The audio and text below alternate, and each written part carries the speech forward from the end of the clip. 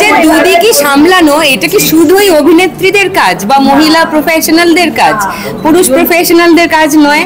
ও বললো সেটা একেবারেই সঠিক যে দুজনকেই দুপক্ষকেই করা উচিত, কারণ দুজনেরই সমান রেসপন্সিবিলিটি বর্তায়, কিন্তু একটু বেশি মহিলাদেরই উপরে এই প্রশ্নটা চলে আসে, কারণ মহিলারা বোধহয় সবকিছু বেশি নিজেরা সামলে নেয় বলে, মানে কাউকে বুঝতে দেয় না বলে।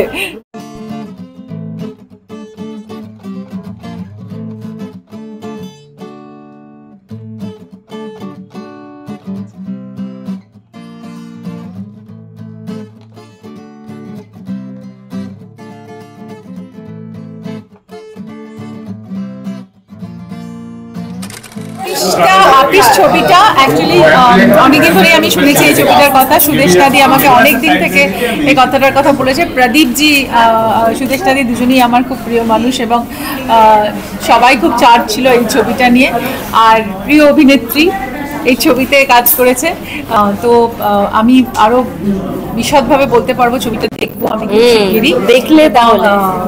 সুদীপ্তা একটা অসাধারণ কাজ করেছে আমি শুনেছি অলরেডি, এবং ও সবসময় করে, তো দেখা যাক, আমি দেখে আরেকটু ভালো করে বলতে পারবো। তবে আমি মনে করি এইরকম ধরনের কন্টেন্ট নিয়ে ছবি হওয়া উচিত, এবং এই ছবিটা যথেষ্ট মানুষের মনোগ্রাহী হয়েছে।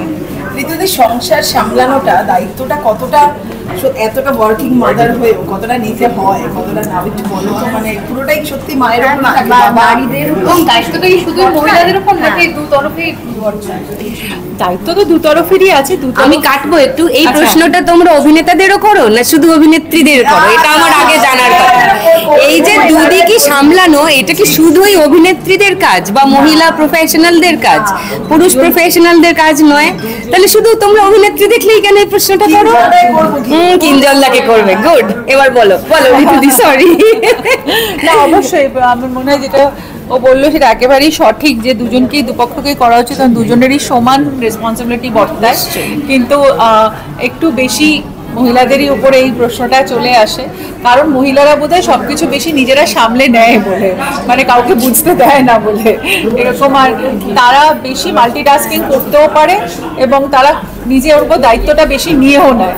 মানে সেটা আমার মনে হয় সেটা মেয়েরা অনেক বেশি করে সেই জায়গাটাকে হয়তো বেশি বড় করে দেখে যে না, হয়তো আমি সামনে নিলে অনেকটা বেটার হয়ে যাবে, কিন্তু পুরুষদেরও ওই জায়গাটা সমানভাবে দেখা উচিত এবং খুঁটিনাটিগুলো নিশ্চয়ই দেখা উচিত, যেগুলো একটা মহিলা যদি দেখতে পারে একটা পুরুষ কেন দেখতে পাবে না।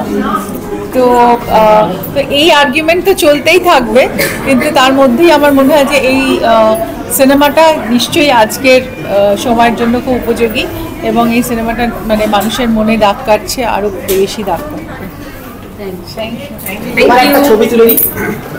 বানানো কষ্ট, কিন্তু এরপর সেটা দর্শকের কাছে পৌঁছানো বোধহয় আরো কষ্ট হয়ে যাচ্ছে তোমাদের, আর তাও আপিসের মতো একটা ছবি। কি বলবে? দেখো, কষ্ট না করলে তো কেষ্ট পাবো না। তো আপিসটা তৈরি করেছি, কষ্ট করে বলবো না, আনন্দ করেই করেছি। আর তারপরে আমরা রিলিজ করার পর হ্যাঁ কিছু কিছু হিকআপস হয়েছে, কিন্তু যেটা দেখছি যে দর্শক এই ছবিটা এমনভাবে নিয়েছেন যে আমাদের যিনি প্রযোজক প্রদীপ চুরিয়াল, তিনি কিন্তু খুব উৎসাহিত হয়েছেন এবং তিনি একের পর এক চেষ্টা চালিয়ে যাচ্ছেন আমাদের ছবিটা যাতে চলে। ম্যাকনিলের তরফ থেকে এটা করা হয়েছে এবং আমাদের এটা 3rd উইক রানিং। সামনে আরও 2 উইকের জন্য আমরা প্রিয়াতে আসব, দেখা যাক তারপর কি হয়। আমরা লোকের কাছে পৌঁছানোর চেষ্টা করছি এবং এটা ওয়ার্ড অফ মাউথে অনেকটা হয়েছে। অ্যাকচুয়ালি যে কোনো ইন্ডিপেন্ডেন্ট ছবিরই এই একই অবস্থা আর কি, যে কোনো ইন্ডিপেন্ডেন্ট মানে নির্বিশেষে। আর দ্বিতীয়ত হচ্ছে যখনই বিষয়টা খুবই একটু গভীর, একটু সামাজিক, একটু চিন্তা করে দেখার, এন্টারটেইনমেন্টের পরিমাণটা যেখানে কম, যেখানে এন্টারটেইনমেন্টটাই হচ্ছে ক্রাইসিস অফ লাইফ, কি ঘটছে আমাদের জীবনে, সেক্ষেত্রে তো দর্শক সংখ্যা তো কম হবেই, সেটা জেনেই কিন্তু ছবিটা করা। তা বলে এই ধরনের ছবি করব না যদি কেউই না করে, যদি কেউ সকলেই ভাবে যে শুধুই এক ধরনের। তবে এটাও একদম এন্টারটেইনিং ফিল্ম, এরকম নয় যে এটা কোনো একটা জ্ঞান দেওয়া ছবি বা কোনো একটা কিছু প্রচার করার জন্য আমরা ছবিটা করছি। একটা জিনিস আমি রানার কথার সূত্র ধরেই বলছি যে আমরা জেনেই করেছিলাম, কিন্তু আমরা এটাও জেনেছিলাম যে এটা লোকের মনে একটা গভীর দাগ ফেলবে, এবং সেটা ফেলেছে।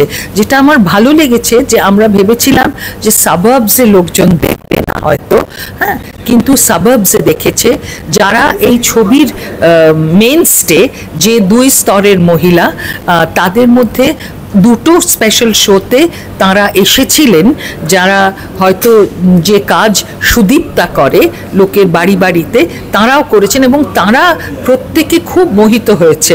এবং প্রথম দিন তারা ব্লক বুকিং করে একটি সংস্থার মাধ্যমে এসেছিলেন, তারপর দিন আরও অনেকে এসেছে যারা আমরা ইউজুয়ালি ভাবি তো এই ধরনের ছবি গ্রামের লোকেরা বা সেমি আরবান লোকেরা আসবেন না, কিন্তু এসেছে।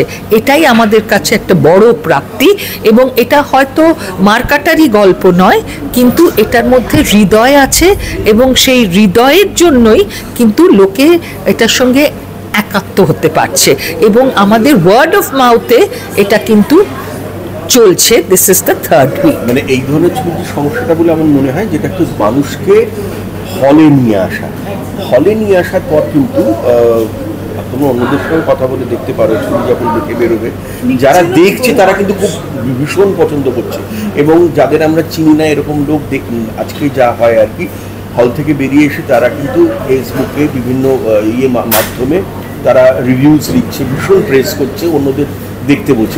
এটাও কিন্তু এটা খুব কম বড় অ্যাচিভমেন্ট নয়, কারণ যেখানে আমাদের ছবিটা সেরকম বিরাট স্টার বা কোনো সাংঘাতিক সেট বা বিদেশে শুটিং কিছুই তো নেই, পোস্টার এমনকি গান নাচও নেই, মারপিটও নেই, পোস্টার হোর্ডিং ও সেরকম নেই, প্রমোশন হয়েছে যতটুকু সম্ভব, কিন্তু যতটুকু অর্থ ঢালবে তত তোমার প্রমোশন ভালো হবে।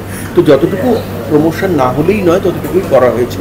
একটা এইটুকু জিনিসকে প্রতিষ্ঠা করার জন্য এত বড় একটা ব্যাপার করার তো অর্থ হয় না কোনো, আর করলেই যে সেটা খুব ফলপ্রদ হয় তাও নয়।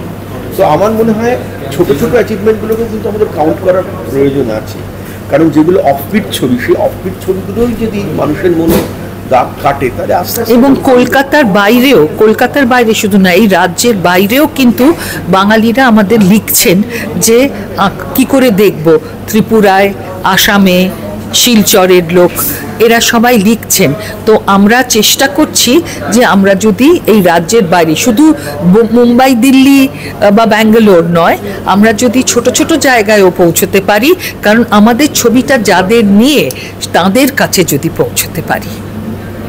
ছবি দেখার পর একটা প্রশ্ন আসে যে সংসার সামলানোর দায়িত্ব শুধু কি নারী? নাও মানে এখন মেয়ে হয়েছে যেহেতু আমি জানতাম এই প্রশ্নটাই আসবে।